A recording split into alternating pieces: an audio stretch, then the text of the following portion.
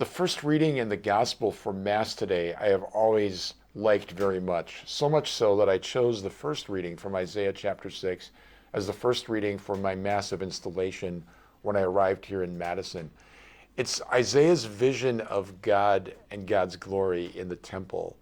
And the gospel today is from Luke 5, which is the miraculous catch of fish when Jesus calls Simon Peter to be an apostle by the shore of Lake Gennesaret. So in both cases, think of Isaiah, think of Simon. They encounter the glory of God.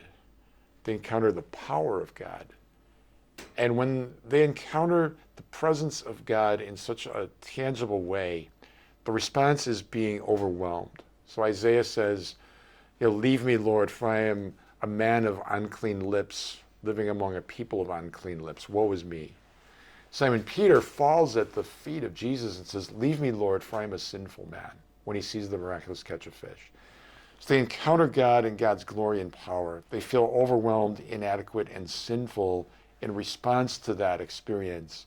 And then in both cases, God, the Father in Isaiah's case, God the Son, Jesus in Simon's case, lift them up essentially and say, do not be afraid.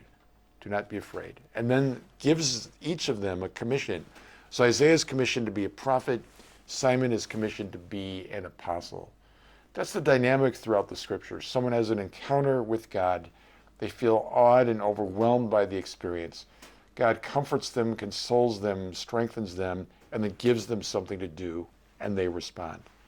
Is that not the case in our lives? Think of the moments in your life when you've experienced God in a powerful way.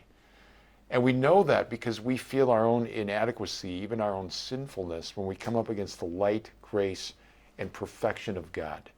So that's a good thing. It means we fall down in worship because we realize we're in the presence of the Lord.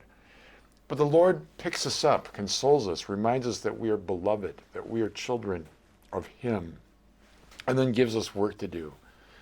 So ponder in your own life, how are you called to be how are you called to be a prophet? How are you called to be an apostle? How are you called to be a disciple of the Lord? That's what we're about in our Go Make Disciples initiative. How do we lead people to a deeper encounter with Christ where they are cut to the heart, transformed, and then sent on mission? What's your mission? What's my mission? How do we proclaim Christ? How do we keep going back to the source, which is Sunday worship, where we encounter the living God?